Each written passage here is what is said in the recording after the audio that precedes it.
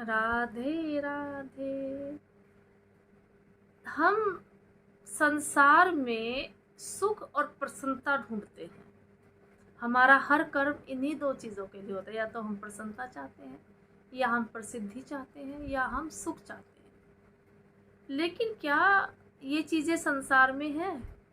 ये है कलिकाल दुखालय है। यहाँ पर क्षणिक सुख है, स्थायी सुख नहीं है। आप कुछ भी कार्य करें, उसमें आपको थोड़े समय के लिए सुख की अनुभूति होगी, लेकिन कुछ समय पश्चात वही आपके दुख का कारण बन जाएगा, क्योंकि यहाँ सुख है ही नहीं। यह तो दुखालय है। कलयुग में दुख की बाहुल्यता है। व्यक्ति दुखी ज़्यादा रहता है, प्रसन्न कम रहता है। भले उसके पास तमाम चीज़ें हो जाएं, तमाम उसके पास व्यवस्था बन जाए, लेकिन फिर भी उसके मन में आजकल एक चीज़ और चल रही है, डिप्रेशन, तनाव, कि मैं तनाव में जी रहा हूँ।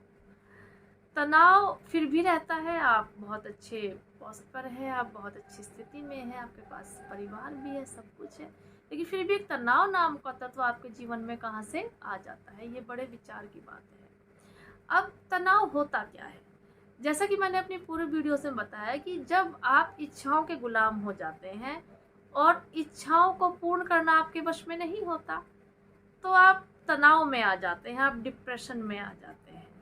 क्योंकि जो चीज़ संसार में नहीं है उसे आप कैसे बदल सकते हो? कर्मों से भाग्य बदलता है, भाग्य बनता है, लेकिन भाग्य मिटता नहीं है।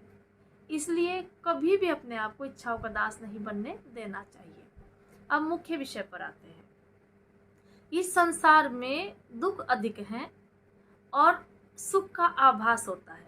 हमें लगता है कि हम सुखी हो गए, लेकिन उस सुख के पीछे एक नया दुख हमारा इंतजार कर रहा होता है। इसलिए कभी भी हमें ऐसी कामना नहीं करनी चाहिए कि हमें सुख ही प्राप्त हो, हमें प्रसन्नता ही प्राप्त हो। और यदि करनी है तो हमें उसका मार्ग भी खोजना चाहिए कि किस मार्ग पर चलकर हमें सुख और प्रसन्नता मिल सकती है। एकमात्र भगवान श्री कृष्ण ही सच्चिदानंद है। वही सत्य है, वही चित्त है, वही आनंद है, वही आनंद और प्रसन्नता के स्रोत है।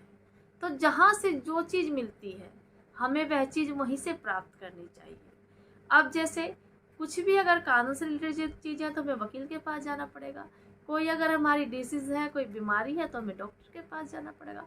तो उसी प्रकार से यदि हमें सुख चाहिए, हमें आनंद चाहिए, तो हमें परमेश्वर श्री कृष्ण की शरण में जाना पड़ेगा।